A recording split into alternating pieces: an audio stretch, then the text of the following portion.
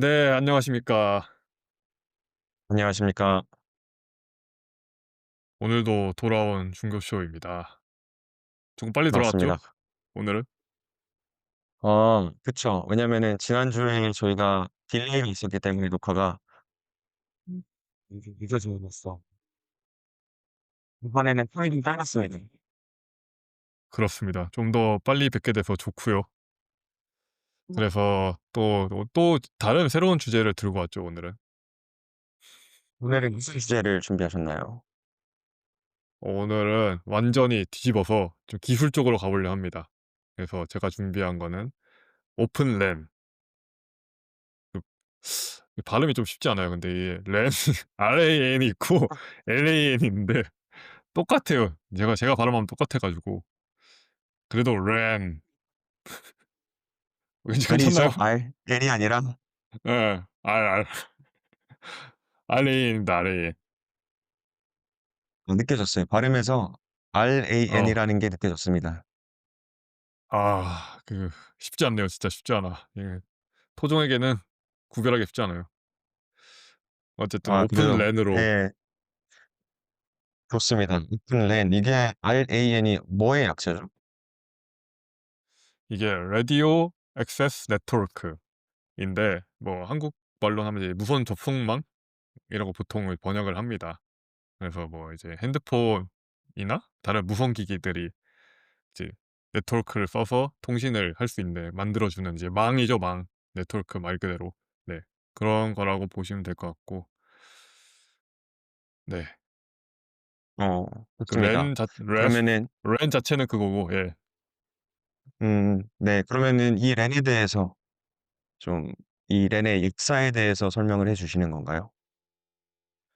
그렇죠. 일단은 잘 모르실 수 있으니까 보통은 이제 거의 잘 모르 저도 잘 몰랐고 보통은 잘 모르시니까 이게 랜이란 게 어떤 것이고 어떤 과정을 거쳐서 현재에 이르렀나, 오픈 랜까지 이르렀나에 대해서 조금 설명을 빠르게 드리고 싶은데요. 일단 뭐 알다시피 저희 이게 통신이라는 게 세대가 있잖아요. 뭐 3G, 4G, 5G 이렇게 이제 6G로 넘어가는 단계인데 먼저 3G 때에는 이제 초기 단계잖아요. 무선 통신이란 게 거의 막 저희 처음 생길 때니까 이때는 되게 단순하게 했습니다. 그래서 그 이 랜이 기지국들이 많잖아요. 되게 그때 당시에는 뭐 많지는 않았겠지만 그 기지국들이 이제 하나의 어떤 코어 네트워크로 다 연결돼 가지고 이게 물리적으로 이때는 물리적으로 연결돼서 선을 통해서 그래서 이 기지국들에서 발생하는 무선 통신이 하나의 통신으로 이어지고 이 하나의 어떤 라디오 네트워크 컨트롤이라 그러거든요. 이 컨트롤 안에서 이걸 다 처리하는 거예요, 데이터를. 그래서 이 다 처리하고 이거를 다 하나의 그 코어 네트워크에 연결시켜서 그거를 통신사가 처리하게 하는 이래 통신망이 있었습니다. 3G 때는. 음. 그러면은 이 라디오 네트워크 컨트롤이라고 하는 것도 어떻게 보면 물리적인 어떤 컨트롤 시스템인 건가요? 그렇죠. 이때는 뭐 완전히 물리적인 거였죠. 그냥 선으로 이제 연결돼 있고 각각 기지국에서도 계속 다 뭐 지하선이든 뭐 전선이든 뭐 이런 걸 선으로 연결돼 있어서 이 선으로 이제 통신이 이루어지는 거죠. 그래서 좀 많이 어, 물리적이었다. 예. 그래서 이해했습니다. 근데 근데 이게 하나의 네. RNC 죄송해요. 이게 겹치네요, 저희가. 저희도 지금 무선으로 진행하고 있기 때문에 좀 양해 부탁드리고 근데 이제 하나의 RNC로 이게 컨트롤이 되다 보니까 만약에 그 RNC에 문제가 생기면은 전체 통신망에 문제가 생기는 그런 어려움이 있었던 거다라고 이해를 하면 되는 거겠죠? 정확하십니다. 그게 하나의 최고의 문제점이었어요. 그 하나의 라디오 네트워크 컨트롤만 있으니까 이거 망가지면은 그냥 다 끝나는 겁니다. 이거 망가지면 뭐 대안이 없어요. 그래서 이게 '이런 거를 어떻게 해결할까?' 하면서 이제 계속해서 이제 그 진화를 거듭하는 거죠, 랜 자체도. 그 세대가 바뀌면서. 그래서 이제 4G에서는 그 디스트리뷰트 랜, 그 D랜이라는 개념이 도입이 됩니다. 그렇습니다. 그 뭐에 D랜이라는 게 뭐냐? 네. 네. 그렇죠. 뭔가요? 설명을. 그죠. 네트워크가 쉽지 않네요. 그렇게 이게 보니까 딜레이가 쪼끔 있어 가지고 저희도 그래서 사람은 말하는 타이밍이 겹치는 때가 있는 것 같아요. 그러니까요. 쪼끔 늦게 말해야겠습니다. 좀 한 다 듣고 경청을 하고 말하는 자세를 가질 수 있도록 하겠습니다. 일단 아 그래서 저도 한번 딜엔이 뭐냐, 노력하겠습니다. 일단 그래서 알겠습니다. 딜엔이 뭐냐 하면은 이제 기존에 그 3G에서 했던 랜은 하나에 모이니까 이거를 분산시키자. 아예. 이런 개념이라 보시면 될 것 같고, 그래서 기지국이 자체가 RNC의 컨트롤 역할하고 디스트리뷰티드 뮤닌 역할, 뭐 통신 역할들 다 가져갑니다. 그래서 기지국 내에서 통신이 다 이루어지는 구조로 만들어요. 그리고 이게 좋은 게 뭐냐? 그러면 일단 안정적이에요. 아까처럼 하나에 의존하지 않고 기지국이 다 통신을 할 수 있으니까 다 이제 통신을 각자 하면서 안정적인 네트워크가 구축이 되죠. 그리고 이제 기지국만 설치하면 되니까 또 기지국 가서 기지국만 설치하면 되고, 기지국 많이 설치하면 그냥 망이 구축이 잘 되는 거예요. 그러니까 아주 편해, 통신사 입장에서는. 그러니까 이렇게 이제 4G에서는 이렇게 했어요. 처음 초기 4G에서는 그 기지국을 많이 설치하고 그다음에 그 기지국 안에 다 그 역량들 다 때려 넣어서 이제 하나의 그 구축말을 이제 하는 건데, 이제 거미줄 같은 거죠. 약간 이제 거점들이 다 있고 거기서 이제 다다닥 연결되는 건데, 요게 이제 문제점은 또 생기게 되죠. 이제 4G가 초기와는 다르게 후기로 가면서 이제 LTE라는 것들이 들어오게 돼요. 그 LTE가 도입되면서 데이터 사용량이 막 엄청나게 늘어나고, 그 저희가 생각하면 되면 뭐 3G에는 게임하던 게 이제 뭐 만약에 뭐 미니게임 천국 이런 거였다면 4G LTE에서는 이제 진짜 모바일 게임 나죠. 리니지나 뭐 그런 것들을 하게 되니까 이제 데이터 사용량이 엄청나게 차이가 나죠. 이게 급격하게 증가하고, 그에 따라서 이제 밴드위스 대략폭도 증가하니까 이 데이터가 너무 많았는데, 이 문제점은 이 기지국만 있으면은 그 기지국 통신 자원들이 공유가 안 돼요. 그래서 데이터가 많아지면은 이게 과부하가 걸립니다. 기지국 하나에서 나가는 통신량이 정해져 있기 때문에. 그래서 특히 또 막 혼잡한 구역, 강남이나 뭐 이런 도심 구역에서 기지국이 몇 개 있는데 여기는 사람이 많으니까 엄청 많이 쓸 거 아니에요? 그러면 그 기지국들은 과부하 걸려 가지고 원활하게 안 돼요. 그래서 막 데이터가 갑자기 꺼지거나 느려지거나 이런 적도 있잖아요, 저희가. 그게 다 이런 것들 때문입니다. 그래서 이런 측면에서 네, 단점이 있었죠.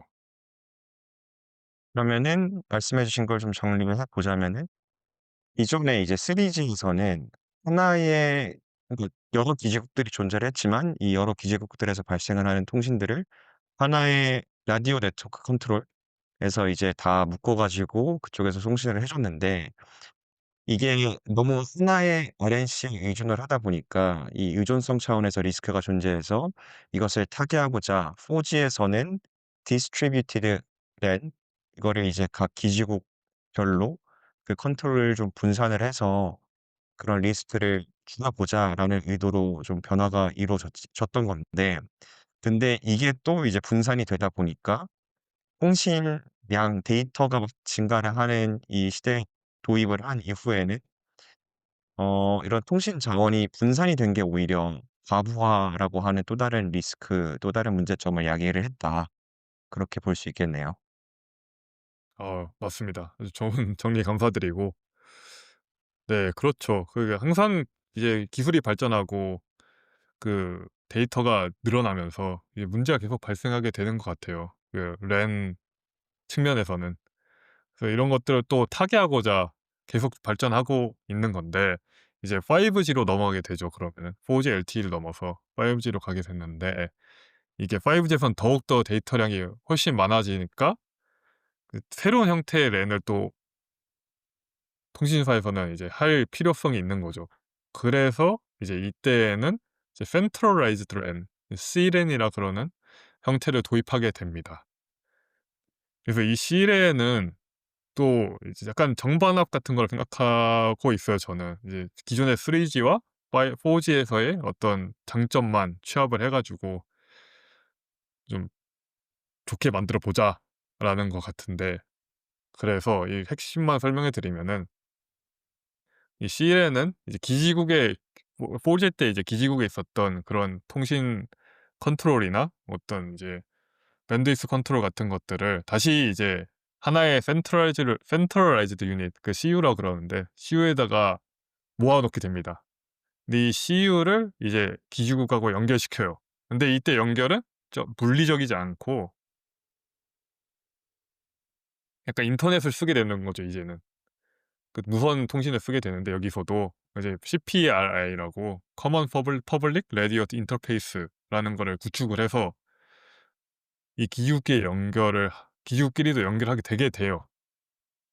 그래서 이제 다 연결되게 돼 있다.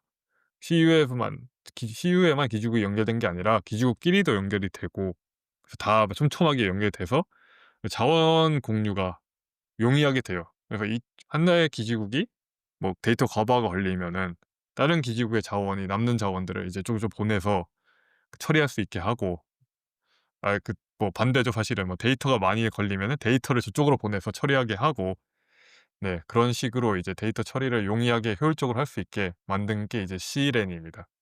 그래서 뭐 기존의 시리즈에서 있었던 이제 안정성이나, 그죠, 중앙 집적적인 이제 안정성을 모으게 되는데, 그거에 따라서 근데 또 이제 기지국들을 많이 설치하니까 이러한 또 다른 부분에서의 안정성까지 챙긴다. 이제 이런 거라 보시면 될 것 같습니다.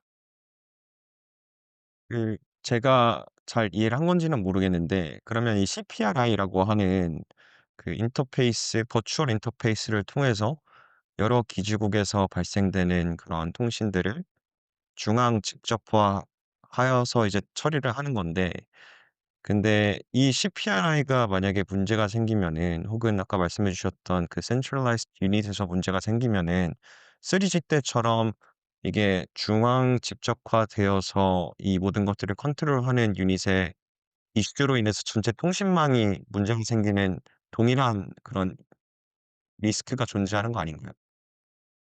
아, 그렇진 않습니다. 왜냐면 그때는 기지국이 그냥 하나의 RNC로만 연결돼 있기 때문에, 그냥 RNC가 이제 뭐 문제가 생기면은 기지국은 아예 이 기능을 못 했는데, 지금은 이제 지금이 아니고 이때 이제 CLN에서는 CPRI가 문제가 생길 경우는 거의 없고요. 이제 이건 인터페이스니까 사실 뭐 거의 문제가 없을 건데, 소프트웨어 측면이어서 빠르게 복구가 가능하고, 그런데 이제 뭐 CU가 이제 문제가 생겼다, 그렇다 하더라도 이제 기지국끼리의 연결이 CPRI로 돼 있으니까 어느 정도 이제 거기서 CPRI에서 컨트롤할 수 있습니다. 이런 자원들을 컨트롤하면서 CU가 문제가 생겼더라도 뭐 당연히, 그리고 CU가 하나만 있는 건 아니고 어떤 구역 범역 내에서 하나가 있고 이런 것들이 또 다 여러 개 있을 거니까, 이런 것들을 이제 뭐 다른 데로 보내거나 아니면은 해당 권역에서는 뭐 이렇게 기지국끼리 조금 주고받으면서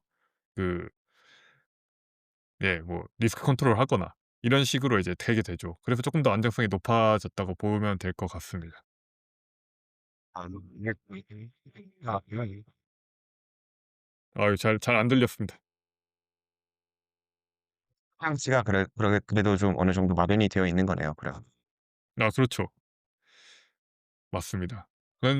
예. 그래서 이제 뭐 좀 안정성이 또 있고, 그다음에 데이터 처리 역량도 많이 올린 거죠. 그래서 그 두 가지 토끼를 다 잡으려고 했었고, 뭐 실제로도 지금도 많이 쓰고 있는 이제 방식입니다. 5G 시대, 아직도 5G 시대니까 지금도 많은 통신사에서 쓰고 있는 방식이고, 뭐 큰 문제는 아직까지 없었죠. 예. 근데 여기서의 문제점은, 이제 CLN은 CPRI라는 이 거대한 인터페이스에 조금 종속되어 있는 부분이다 보니까, 이 CPRI가 좋냐 안 좋냐에 따라서 되게 역량이 차이가 많이 나거든요, 통신 역량이. 그래서 CPRI가 좋으면은 뭐 다 좋겠지만은, 안 좋으면은 뭐 처리 속도가 안 좋아지거나, 이게 데이터 과부하가 일어나거나 이런 것도 있어서 여전히 이제 막 엄청난 안정성은 가지지 못하는 거죠. 여 인터페이스가 고장 난 일은 잘 없지만은 이 인터페이스의 그 수준에 따라서 그냥 이제 안 좋을 수도 있고 좋을 수도 있고 뭐 다 이게 너무 의존적이다, 인터페이스에. 그렇게 이런 그게 있습니다, 아직까지도. 이해했습니다. 그러면 이제 그게 5G인 거고 이제 여기에서 넥스트 스텝으로 이러한 문제점들을 좀 보완을 하는 다음 단계 기술이 어떻게 좀 개발이 되고 있나요? 그쵸. 이미 개발이 되어 있는데 이게 이제 저희가 처음에 제가 처음 말씀드렸던 이제 오픈랩으로 이어지게 됩니다. 그래서 오픈랩은 많은 부분을 되게 소프트화 시켜요. 이제 그 기술이 발달함에 따라서 기존의 하드웨어가 했던 것들을 소프트웨어화 시킵니다. 그래서 기존에 뭐 밴드위스 유닛이나 혹은 뭐 이제 RRH라고 이제 라디오 헤드 유닛이 단 게 있는데 그런 것들을 이제 좀 세분화시켜요. 조금 더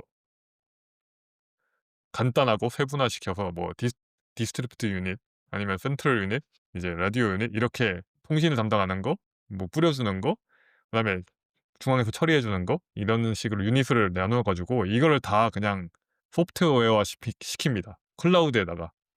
보통 이거를 가상화나 컨테이너나 이거 뭘 쓰냐에 따라서 가상화라 부르거나 이제 컨테이너화라고 이제 부르는데, 어쨌든 이거는 이제 기존의 하드웨어 같은 거를 이제 소프트웨어화 시켜서 그 클라우드에 넣어 놓은 거예요. 그래서 이걸 만들려면 기지국을 설치할 필요가 없이 그냥 데이터 센터에다가 그 소프트웨어를 넣으면 됩니다. 그럼 알아서 그걸 작동을 해 줘요, 그렇게. 그런 방식으로 이제 소프트웨어화 시킨 게 이제 버추얼라이즈드 랜이었는데, 이걸 조금 더 고도화시킨 게 오픈랜이라고 봅니다. 그래서 오픈랜의 또 중요한 점은 규격이 있다는 거죠. 이 소프트웨어화에 됨에 따라서 그 통신 장비들이 중요성이 현저히 낮아지니까 이거를 그냥 표준 규격을 만들어 봤습니다. 그래서 옛날 이전까지에는 통신 장비를 살 때는 항상 그 통신 장비 회사들이 거의 과점적인 구조인데, 얘네들이 회사마다 주는 그냥 그 규격 그대로 썼거든요.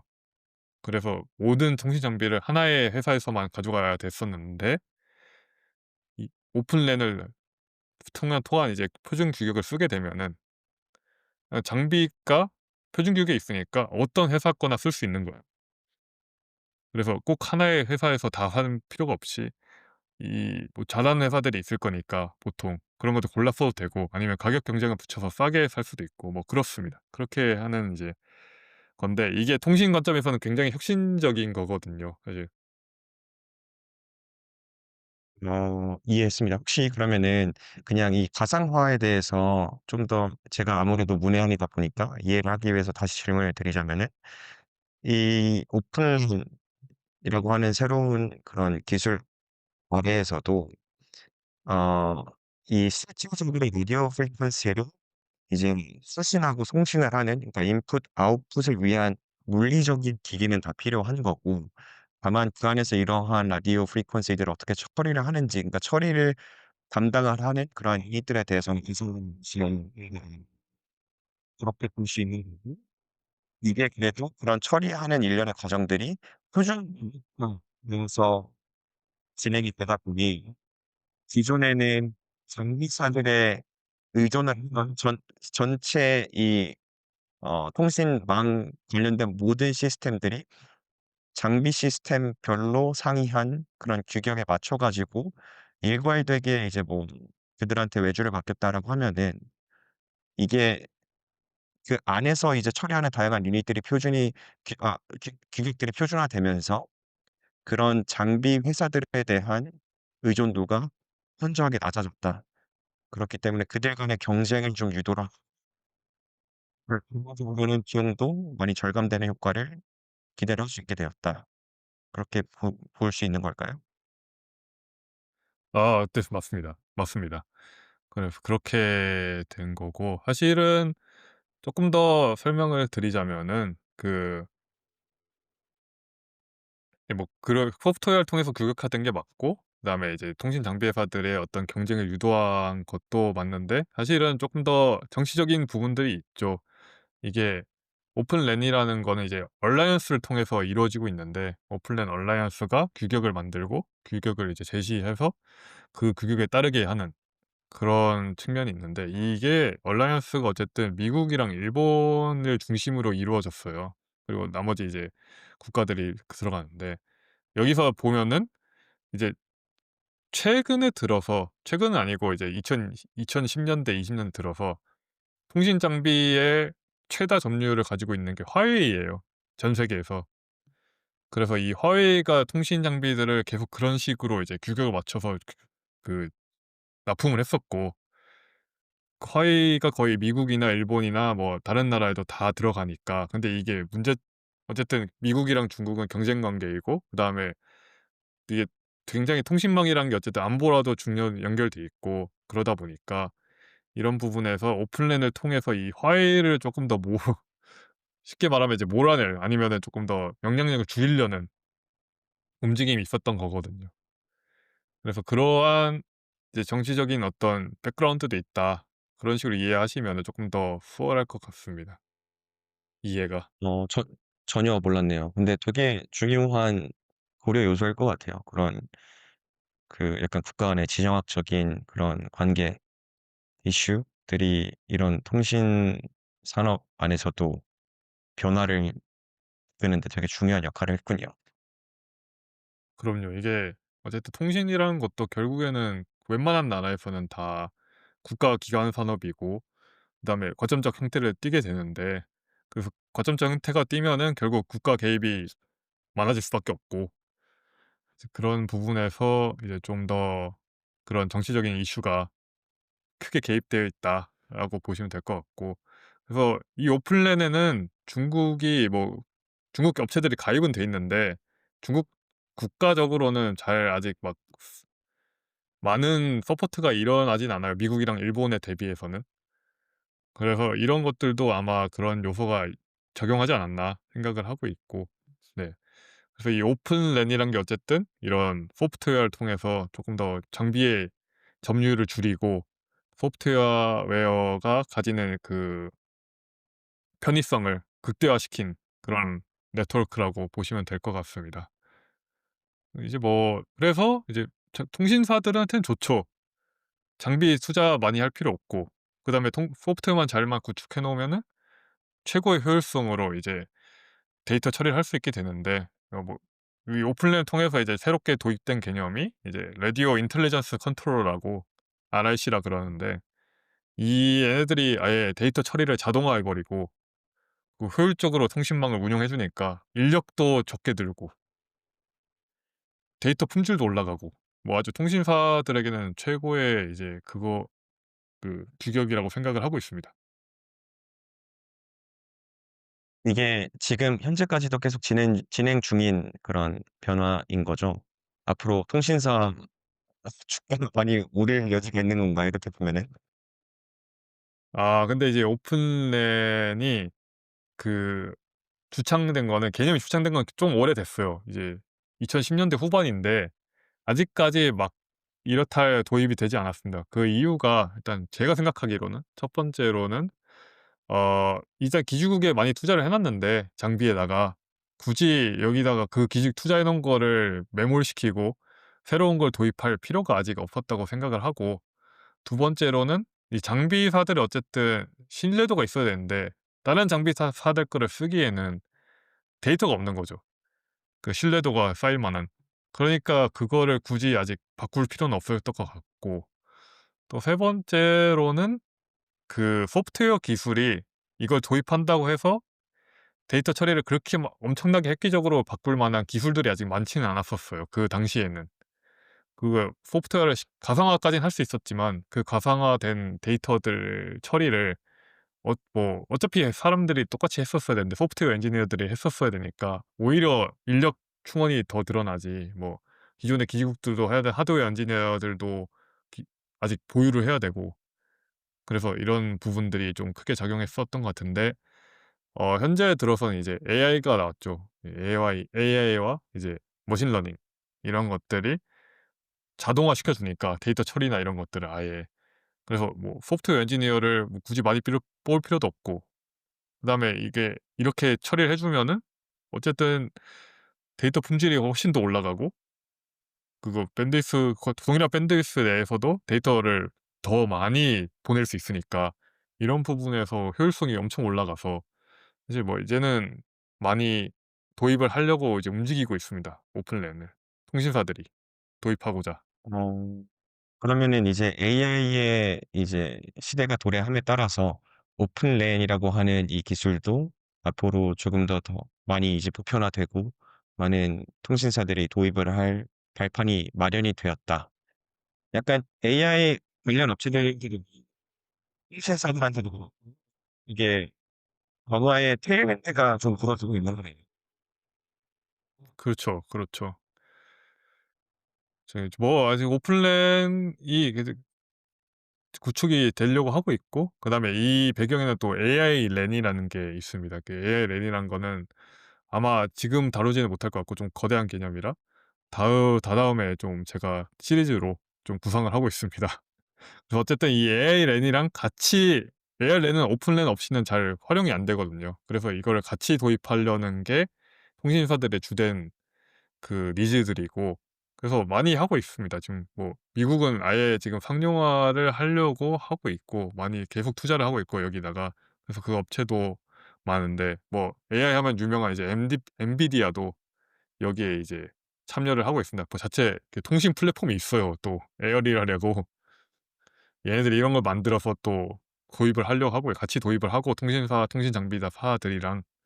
그리고 일본도 지금 뭐 통신사들이랑 또 다른 이제 노키아나 뭐 에릭슨이나 자기 맺어 가지고 뭐 자체적으로 오픈랜 AI랜을 막 도입하고 있습니다. 그리고 한국도 뭐 하고 있는데 조금 늦었죠. 조금 늦게 하고 지금은 실증서 위주로 하고 있어요. 그리고 이제 올 한 11월 월에 SKT가 이제 뭐 삼성전자랑 AI랜 개발 뭐 NDA 체결하고 해서 이제 "우리도 막 하겠다." 하고 있고, KT도 뭐 정부랑 같이 막 실증 사업하고 있고 지금 그런 중입니다. 그래서 아직 엄청 초기 단계고, 오픈랜 자체도 도입에서는 개념은 막 옛날에 나와서 다 연구가 됐는데 도입 자체는 초기 단계고, 이게 AI 랜과 같이 가고 있다. 이 정도만 이제 말씀드릴 수 있을 것 같습니다.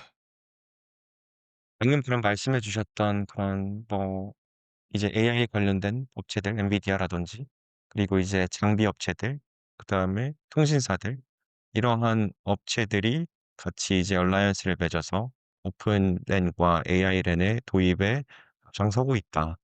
변화는 이제 ing인 거고 아마도 이게 궁극적으로는 도입이 돼서 긍정적으로 안착이 시장에 안착이 되지 않을까 그렇게 좀 볼 수 있는 거죠. 네. 뭐 시장에 안착되는 거는 제가 봤을 때는 뭐 그냥 기정사실화된 것 같고, 이제 얼마나 쓰냐가 문제인 건데, 그리고 누가 타격을 받고 누가 안 받냐 이런 건데, 사실 통신사 입장에서는 뭐 아까 말씀드렸다시피 그냥 좋은 거고, 제가 봤을 땐 뭐 투자 비용이 좀 들겠지만은 그래도 좀 적게 좋게 만들 수 있는 거고, 통신 장비사들이 쪼끔 갈릴 수도 있어요. 이게 기존에는 완전히 독과점적인 체제로 납품을 했었는데, 뭐 이게 되면은 사실 아무거나 쓸 수 있는 거니까 어떻게 될지는 봐야 될 것 같고, 뭐 AI 업체들은 열심히 이제 또 개발할 거고 그에 맞춰서 뭐 에이전트 같은 거를 만들겠죠. 그 중요한 거는 저는 좀 더 지켜봐야 되는 게 가상화 업체, 컨테이너 업체들이거든요.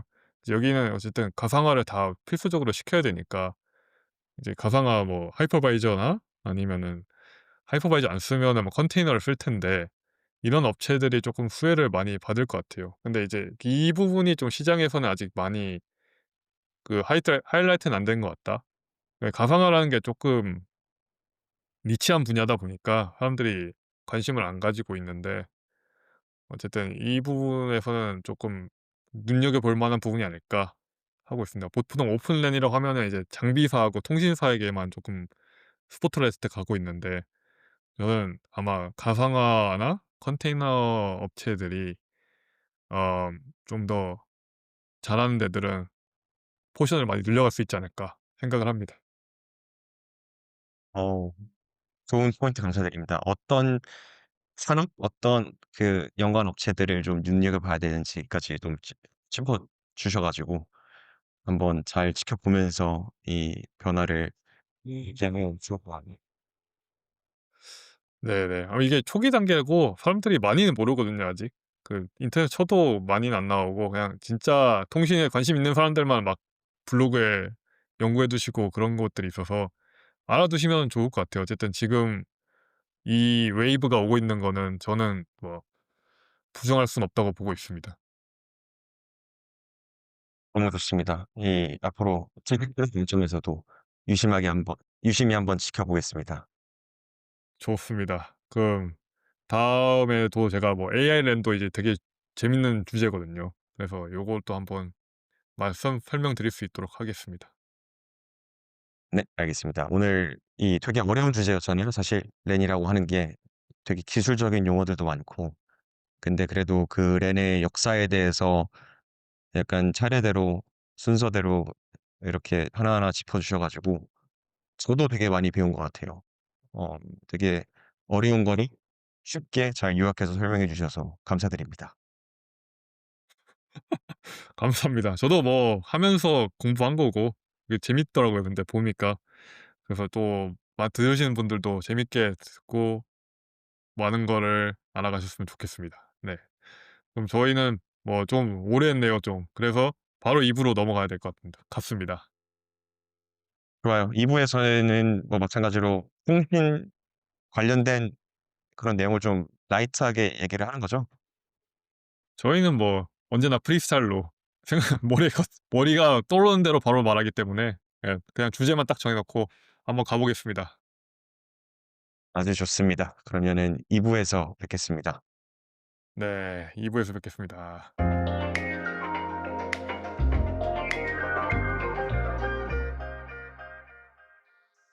네. 저희 2 부로 다시 돌아왔습니다. 2 부는 아까 말씀드린 것처럼 이제 통신 산업 전반에 대한 잡담.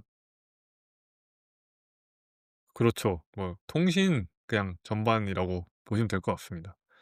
그래서 이 통신이 사실 우리 사회에서 중요하게 이제 자리 잡았잖아요. 뭐 없으면은 이제 안 돼요. 데이터 없으면은 데이터 꺼졌다 핸드폰에 큰일 나는 거죠.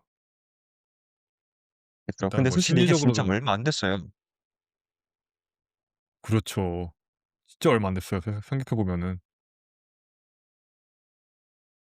맞아요. 이게 그러니까 데이터를 특히 핸드폰 이렇게 무선으로 사용을 한다라는 개념이 저희가 고등학교 때도 거의 없었던 것 같고 제 기억에는. 그때 막 이제 애플에서 아이폰 출시하고 소개하고 하면서 스마트폰이라는 개념이 막 새롭게 생기면서 이제 떠오르게 된 그런 산업인 것 같은데, 과거에는 저희 핸드폰에 이제 뭐 인터넷 이런 거 접속하면은 진짜 통신비 오지게 나와서 두드려 맞고 그냥 보통 게임 많이 했죠, 게임. 그런 솔로 게임 같은 것들. 싱글 게임. 그럼요. 그때 저희 투지폰일 때는 진짜 막 지금이랑 너무 다르죠. 일단은 문자 하나 보내는데 이제 문자가 뭐 100 자잖아요. 그러면은 뭐 한 2 킬로바이트 되면 뭐 그럴 텐데 그것도 이제 가는 것도 오래 걸리고 그다음에 그거 하나 받는데도 오래 걸리고 게임도 싱글 게임이잖아요 다. 이제 인터넷 게임이 아니고. 그래서 그런 것들 하고 막 그런 거의 이제 지금의 이제 데이터를 쓴다는 생각이 별로 없었죠, 그때 당시에는. 맞아요. 생각해 보면은 진짜 문자 아까 말씀해 주신 것처럼 하나 보내는 것도 비용이 꽤나 많이 들었던 그런 걸로 기억하고, 그래서 이제 사실 처음 카카오톡이 나왔을 때 엄청난 혁신이었잖아요. 카카오톡이 지금의 대기업이 된 것도 그런 혁신적인 기술과 서비스를 기반으로 해서 엄청난 수의 고객들을 전 국민이 다 쓰니까 이제는 되게 빠르게 확보를 해서, 예 뭐 사업 모델 수익 모델은 나중에 붙인 거긴 하지만 어 그 변화 시기가 딱 기억이 나기는 해요 저도. 엄청난 혁신이었죠 처음 나왔을 때. 그러니까요. 그 사실 그 모델이 저는 혁신적인 것 같고 기술은 사실 뭐가 없죠. 그냥 데이터 주고받고 하는 건데 이 기술은 통신사에게 빚을 많이 졌다. 통신사들이 이제 데이터를 잘 구축해 줘 가지고 이런 거가 이제 될 수 있게 깔아 준 거고 거기다가 이제 혁신적인 모델이죠 사실. 사실 혁신적인 모델이라고 보기 힘든 게 어쨌든 그 외국에는 이미 있던 거니까. 그 그렇지. 근데 한국에 잘 적용을 했다. 로컬라이제이션 잘해서 그런 저는 그렇게 생각을 하는데 고평가를 드릴 수 없습니다 그렇게. 그러니까 그 기반이 되는 기술은 사실 파트가 뭔가 이렇게 막 잘해서 된 거라기보다는 저희가 지금 얘기를 했던 이 통신 산업의 기술 발전에 의해서 그 인프라가 마련이 됐던 거고 거기에서 나름 손쉬운 사업 모델 생각해내서 얹힌 거다. 그냥 통신이니까 기존에 문자 돈 비싸게 내면서 했던 거 이 새롭게 이제 깔려 있는 이 통신 인프라를 활용을 해서 데이터를 활용을 해서 비용을 무료화하자. 저렴하게 혹은 무료화해서 제공을 하자. 단순 그것만 한 거다, 카카오는. 제 생각엔 그렇습니다. 카카오톡 자체는 그런 거죠. 이제 어쨌든 통신사에서 다 깔아 준 거고 본인들이 다 깐 거 아니잖아요. 본인들이 다 깔았으면은 엄청난 기업인데 다 깔려진 거고 이제 데이터를 막 써야 된다. 스마트폰 막 이제 할 거다. 통신사에서 이제 그런 거를 뉴 비즈니스를 할 때 거기에 이제 그럼 뭐가 필요할까? 어플리케이션이라는 거를 이제 새로 넣은 거죠. 사실 그런 것들도 근데 이제 뭐 미국에서는 이미 있던 것들이었고 이제 그런 걸 이제 로컬라이제이션 되게 굉장히 잘해서 준 거니까 그런 측면은 높게 사죠 당연히. 그런 건 높게 사는데 이제 혁신적인 기술이 있었냐? 의문이죠. 그렇네요. 여전히 이게 전 여전히 의문입니다. 이 지금의 카카오도 의문이에요, 의문. 근데 말 조심해야 그렇습니다. 돼. 카카오 지주들 많다고. 이미 그분들도 의문하실 겁니다. 왜냐면 주가가 지금 의문점에 갔기 때문에 그분들도 이제 의심하실 거예요, 이제 카카오에 대해서. '아 이게 진짠가?' 이런 거를. 저의 의견과는 무관한 네 엘프이님의 의견이었고 어우 바로 잘라 하지. 버리시네. 네. 근데 이제 제가 그래도 돌이켜 생각해 보면은 저는 어렸을 때 이제 미국에서 살았었으니까 통신에서 엄청나게 큰 변화를 많이 느꼈어요.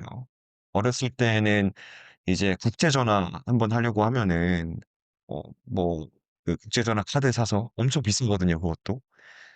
그거 사서 이제 막 전화를 해야 되고 그런데 이제 카카오톡이 처음 나오고 말씀해 주신 것처럼 카카오톡이 처음에는 이제 문자를 대체하는 서비스로 시작을 했으니까 그게 기술력 관점에서는 그들이 자체적으로 개발한 기술이 대단한 게 아닐지라도 나중에 저는 카카오톡 전화, 보이스톡 나왔을 때가 진짜 엄청 혁신적이었거든요.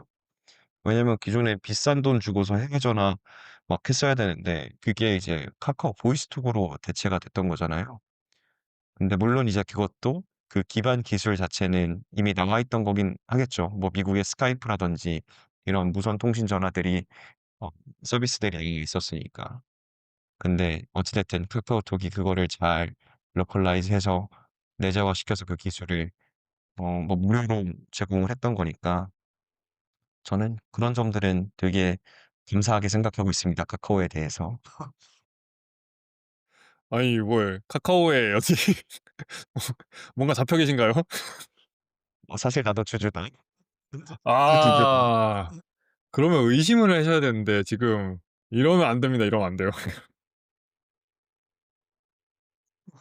아니 하지. 근데 말씀하신 게 맞죠. 근데 카카오가 많은 혁신을 일으켰어요 어쨌든. 이게 통신을 이용해서 이제 전화도 시켜 주고 화성 전화도 시켜 주고 소통을 다 자유자재로 하게 하고 이런 거는 굉장한 혁신이죠 진짜. 이런 거를 처음 도입한 거니까 어쨌든. 그런 부분은 굉장히 높게 사고 당연히 지금의 위치에 오르는 게 맞는데 네. 그 기술만 봤을 때 그렇다는 거죠 저는. 예. 뭐 그 네. 모든 걸 부정할 생각은 없습니다. 그렇습니다. 그 정도의 사랑을 보시죠. 그렇죠. 어쨌든 이 네. 통신이 그래서 좋은 거다 굉장히 저는. 뭐 이게 통신이 있어야 사실 많은 것들이 이 통신을 기반 거의 모든 것들이 통신을 기반으로 하고 있다고 생각하거든요 저는.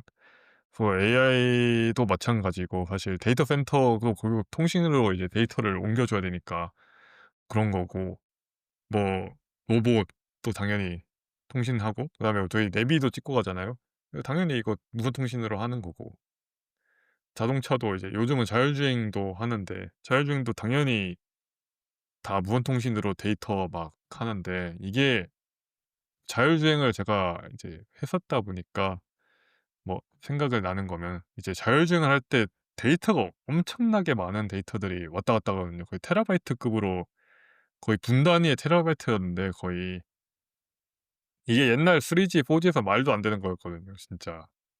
뭐 저희 뭐 인터넷 쓰는데 막 그냥 뭐 영상 보는데 막 끊기고 막 그럴 때였는데, 지금은 이제 카메라에서 실시간으로 그 영상 녹화되는 거를 실시간으로 이렇게 보내 버리니까 데이터 센터로, 그리고 그 데이터 센터에서 처리한 게 바로 자동차로 가는 거니까 그 놀라운 거죠. 저는 너무 놀랐습니다, 이 통신의 발전이. 그렇죠. 저는 근데 또 이게 이 통신 산업의 발전이 좀 궁금한 부분들이 있는 게 어찌 됐든 통신 산업은 뭐 기간 산업, 인프라 산업이다 보니까 과정 구조잖아요. 우리나라에도 이게 이 통신 3 사가 시장을 담고 있는 그런 과점 구조를 나타내고 있는데 이런 과점 시장일수록 사실 변화에 둔감하잖아요. 경쟁이 없다 보니까 혹은 덜하다 보니까. 근데 이제 과거에 아까 카카오 말씀드렸는데 카카오가 이제 시장에 그러니까 미꾸라지처럼 나타나 가지고 3 사가 엄청 견제를 많이 했었잖아요. 그러면서 어느 정도의 좀 변화와 발전이 일어난 것도 있는 것 같고. 근데 이제 그런 경쟁 driven 변화와 별개로 그래도 이 인프라 기술이 발전함에 따라서 이제 적용이 되는 그런 변화들은 꾸준히 있는 거죠. 그런 변화들이 아까 말씀해 주셨던 랜 기술의 발전들이 좀 거기에 속할 수도 있을 것 같고 방금 말씀해 주셨던 것처럼 자율주행 자동차에 이 엄청난 양의 데이터를 처리를 하는 그런 기술들도 포함이 되는 것 같고 뭐가 그런 기술 발전을 좀 driven 하는 걸까요? 이런 통신 기술의 발전은 제가 생각했을 때는 그냥 다른 이제 어플리케이션 기술의 발전들이라고 생각을 해요. 뭐 통신사 자체 내에서 계속 하는 거는 저는 절대 아니라고 보고, 말씀하신 대로 과점 구조다 보니까 이 친구들의 이 사람이 이 회사들은 쉽게 이게 변하지 않습니다. 그거는 뭐 저희 다 알고 있고요 사실. 많이 변하지 않고 그냥 기존 모델 계속 우려먹으려고 하고, 사실은 최대한 투자 안 하려고 하고. 그래서 사실 이거는 말씀드릴 수 있는 게, 저희 우리나라 통신사들은 기죽 투자를 너무 안 해서 이 제재까지 받은 상황이라 이거는 뭐 거의 뭐 말할 수 있는 거죠.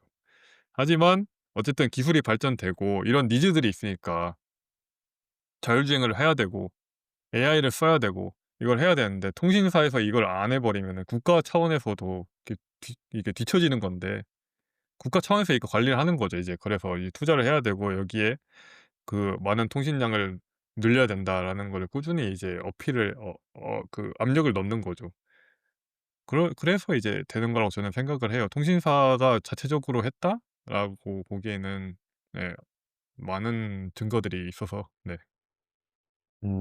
결국에 이제 통신사들이 능동적으로 주도를 하는 통신 기술 변화가 아니라 이 통신 기술 뭐 그 아카데미아가 됐던 혹은 뭐 장비사가 됐던 정부가 됐던 이 기술의 발전이 그냥 매크로하게 이루어지면서 그거를 수동적으로 이제 수요에 의해서 그러니까 소비자들이 그다음에 산업별로 정부가 그런 기술 도입을 요구를 하니까 어쩔 수 없이 통신 3 사들은 반영을 하는 거다. 이렇게 보여지는 거네요. 뭐 그렇죠. 뭐 한국만 따지면 뭐 할 얘기는 많죠. 근데 전 세계로 따져도 사실 좀 막 빠른 편은 아니고요. 네. 그런 투자들이 엄청 빠른 편은 아니고, 그래서 이제 이런 니즈들이 폭발적으로 증가하니까 또 통신이라는 게 결국에는 지금 현 상황에서는 거의 모든 산업군에 다 쓰이게 되는 거니까, 이런 수요들이 너무 많아지고 요거에 기대해 있는 사람들이 너무 많아지니까 그런 것들을 이제 보답해 줘야 되고, 이러다 보니까 이제 투자를 하게 되는 거고, 자체적으로 투자할 니즈가 하나도 없죠 사실은. 통신사 회사 입장에서 봤을 때는. 이거 뭐 늘려 준다고 뭐 돈 많이 받는 것도 아니고. 네, 그렇습니다. 문제가 있네요, 통신 3 사. 요즘에 뜨고 있는 드라마 중에 그거 있잖아요. 누구냐, 서울에 자가 있고 대기업 다니는 김 부장.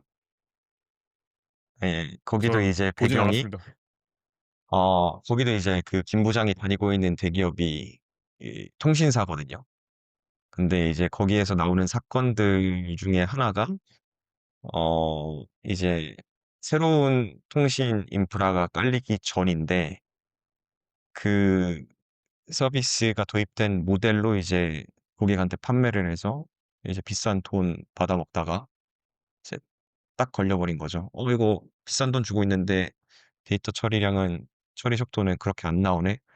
해서 이 김 부장이 엄청난 곤혹을 겪은 그런 에피소드가 있는데, 실제에서도 있었던, 그리고 있는 그런 케이스인 거죠, 이것도. 그거는 제 개인적인 생각으로는 저희 모두입니다. 한국인은 다 당한 거예요 그거를. 이거는 사실 5G를 광고할 때 28 기가헤르츠를 사용했을 때 기준으로 광고를 했거든요. 그 28 기가헤르츠를 사용하면은 데이터가 뭐 몇 배 빠르고 LTE보다 몇 배, 그거는 다 28 기가헤르츠 기준이었던 것 같고, 제가 봤을 때는 5G 지금 쓰고 있는 뭐 6 기가헤르츠인가 5 기가헤르츠인가 이제 그 정도 라인인데, 그거는 4G랑 LTE랑 차이가 많이 안 나요. 저희도 체감하잖아요 사실.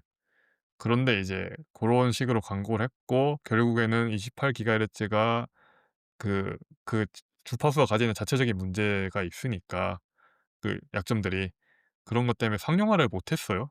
투자를 안 했고. 그리고 정부의 이제 기준이 되는 기지국 수가 있는데 그걸 하나도 안 지켰습니다. 단 한 번도 지킨 적이 없고요. 제재도 많이 먹었고, 그런 측면에서는 저희 소비자 입장에서 모두가 그런 식으로 당했다. 그래서 근데 가격은 두세 배 늘었죠. 그런 겁니다. 네. 사실 이거는 도의적으로 저는 정말 좀 붕괴를 해야 되는 상황이라 보고 있고, 이 통신사들에 대해서. 또 예, 그렇습니다. 정부가 너무 봐준 것도 모르겠습니다. 그거는 모르겠고, 어쨌든 뭐 맞아요. 그 음. 에피소드가 제가 봤을 때는 그냥 방송용으로 이제 그렇게 말한 거지만은 사실 저희 모두가 그 피해자다. 우리 모두가 피해자다. 맞아. 아니, 그거 기억나요. 막 4G에서 처음 5G 나온다 막 했을 때 "100배 빨라진다." 이렇게 막 뉴스에서 많이 나왔던 것 같거든요. 근데 말씀해 주신 것처럼 비용은 뭐 2배, 3배 늘었는데 속도 자체가 비약적으로 증가했냐? 그건 아니니까. 그렇네요. 이게 과정 구조다 보니까 이 산업이, 통신 산업이 어 우리나라 통신 3 사 문제가 많네요.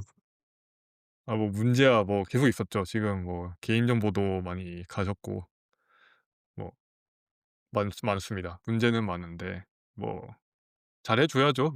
이제부터 잘해 주시면 좋을 것 같고, 이제 오픈랜 이런 거 잘해 가지고 한국도 이제 좀 AI도 쓰고 자율주행도 하고 좀 그랬으면 좋겠습니다 저는. 좀 더 통신비도 좀 싸지면 좋겠 예. 싸져야 그러게요. 정상이죠 사실은. 예. 싸져야 음. 정상인데 그럴 것 같진 않고. 그 최대한 이게 최소한은 그래도 예. 말씀하시죠. 죄송해요. 저도 이제 그 싸져야 된다에 너무 공감을 하는데, 이게 되게 어려운 게, 사실 원래 제4 통신사 그 얘기가 많이 나왔잖아요. 근데 결국에 뭐 입찰도 잘 안 됐던 걸로 기억하고 그런 게 배경이 어찌 됐든 이게 과점이긴 하지만 이미 풀 포텐셜에 도달한 그런 산업이고 통신 산업이라는 게. 그래서 이 시장 내에 있는 업체들이 서로서로 이제 파일을 뺏고 빼앗기는 그런 구조로 형성이 되어 있는데 이 안에서 새로운 업체가 진입을 해서 경쟁을 심화시키는 게 쉽지 않은 것 같아요. 그래서 이제 지난번 시도도 무산이 됐던 것 같고. 그러면은 결국에 이런 소비자 입장에서 반길 수 있는 구조적인 변화를 누가 가져가야 되냐라고 하면은 진짜 뭐 통신 3 사들이 마음 고쳐 먹고 비용 낮추고 소비자를 생각한 그런 서비스를 이제 개선을 통해서 제공을 하거나 그거는 되게 가능성이 희박하겠지만 이제 정부 차원에서 좀 더 강력하게 규제를 좀 적용을 해서 소비자의 그런 이익을 좀 보장을 하는 그런 스탠스가 나와야 될 것 같은데 아직까지는 좀 쉽지 않은 것 같네요. 그쵸. 사실 가격 뭐에 개입하는 거는 정부가 개입하는 거는 좀 좀 힘들고 좀 이상할 것 같고, 제가 생각했을 때는 어쨌든 오픈랜이라는 거를 도입하면은 비용이라는 게 좀 낮아지긴 하는데, 이게 이 직 그러니까 그런데 이제 6G로 갔다고 해서 가격을 올려 버리면 저번과 같이 4G에서 5G로 갈 때 엄청 올렸던 것처럼 6G니까 또 올릴게 이런 거는 저는 사실 기만이죠 이제부터는. 소비자들은 모를 거다. 우리가 투자한 줄 알 거다라고 생각하지만은 이게 보면은 사실 투자 비용이 그렇게 많이 안 들어간다는 거를 이제는 알 수 있으니까. 그런데도 이만큼 더 올려 버린다고 한다면은 저는 거의 그거는 좀 정부에서 개입을 해야 된다고 생각을 하고, 그냥 올리는 걸 좀 막아야 된다 이 정도고, 지금 수준에서 내려가지는 않을 것 같아요. 뭐 지금도 말씀 주셨다시피 뭐 풀 포텐셜이고 비용도 뭐 많이 나가고 사실은 계속해서. 이게 뭐 내릴 생각은 없을 것 같고. 네. 근데 이제 그만한 비율로 또 올린다. 그렇게 또 6G에서는 뭐 "100배 빨라질 거야." 이러면서 또 똑같은 짓을 한다 그러면은 저는 이제 좀 많은 실망을 하게 될 것 같다. 그런 거죠. 그렇네요. 이게 그 아까 말씀해 주셨던 오픈랜, AI랜 기술 개발 자체는 이제 통신사가 전액 부담을 하는 게 아니고 그 얼라이언스를 통해서 다양한 이해관계자들이 함께 뭐 R&D 비용을 투자해서 기술을 개발해 나가는 거고 그리고 결국에 그 기술이 이제 완성이 되면은 도입하는 거 자체는 이게 다 소프트웨어화 된 게 핵심이다 보니까 뭐 과거에 다 물리적으로 이런 통신 장비들을 설치하고 망을 깔고 그랬던 것보다 비용이 훨씬 적게 들 거는 진짜 당연한 것 같고 통신사들 입장에서. 그 관점에서 이 새로운 표준을 가진 이 랜이 도입이 되면은 통신사 입장에서는 큰 비용 안 들이고 도입을 하는 건데 근데 가격을 소비자한테 받는 가격을 확 높여 버리면은 진짜 기만이라고 볼 수도 있겠네요. 근데 이제 그래서 중요한 거는 결국에 이제 소비자인 우리가 이러한 변화에 대해서 잘 이해를 하고 있고 음 이런 기만에 쉽게 이제 휘둘리지 않도록 좀 무장을 해서 어 이제 깨어있는 시민으로서 깨어있는 소비자로서 예 잘 행동을 해야 될 것 같습니다. 아 너무 교훈적이어서 아주 좋습니다. 아주 맞는 말씀이시고, 진짜 이 기만 안 당하려면 알아야 돼요. 알아야 돼. 이걸 똑같이 막 투자한다고 막 한다고 비용이 똑같은 것도 아니고, 네 이거 "너희 적게 쓰는 거 다 아는데 왜 가격은 너 더 올리냐." 이럴 수 있게 해야 되는 거죠. 네. 그래서 한번 지켜봐야 될 것 같습니다. 그리고 아니 뭐 제가 격앙될 수도 있는데, 사실 좀 통신사에 대해서 격앙된 거는 이제 그 한창 투자를 했었는데, 이 기지국에 투자를 했는데 이 친구들이 그 제재를 먹으면서도 기지국에 투자 안 했어요 되게. 그래서 저는 좀 되게 놀라웠습니다 그때 당시에는. 이제 '그렇게까지 하기 싫나?' 그런 생각도 들고. 그 법적으로 정해져 있는 기준을 지키지 않으면서도 하지 않겠다라는 게 좀 놀라웠을 거고, 그랬기 때문에 저는 좀 실망을 많이 했거든요 그때. 그래서 좀 이제 그 통신사 얘기만 나오면 좀 격양되는 부분이 있습니다. 그 점은 좀 이해해 주시면 감사드리겠습니다. 아 근데 그거는 뭐 이제 소비자 입장에서 뭐 당연히 그렇게 생각할 수 있는 부분인 것 같아요. 통신 3 사가 잘못한 그런 부분들인 거고, 예 그런 부분들에 대해서 본인들이 이제 변화를 좀 더 능동적으로 보여주면서 그런 인식을 바꿔 나가야죠, 통신 3 사들이. 예. 그렇습니다. 좀 잘해 주시면 좋을 것 같고, 예. 기대를 하고 있습니다 완전. 지금도 새로운 시대다 보니까 이 중요한 시기만큼 좀 많이 기대를 하고 있습니다. 네. 그렇습니다. 그래서 여기까지 이렇게 좋게 마무리를 하고 저희는 이만 또 다음 회를 기다리면서 가야 될 것 같습니다. 네 좋습니다. 교훈적인 메시지로 마무리 한번 잘 해 보시죠. 아 너무 교훈적이어 가지고 아주 좋았습니다. 딱 저희가 많이 알고 이제 많이 대응을 잘하자. 좋습니다. 아주 좋습니다. 이렇게 한번 이번 화를 한번 마무리해 보시고 다음번에 또 다른 주제로 찾아뵙도록 하겠습니다. 네. 감사합니다. 네 감사합니다.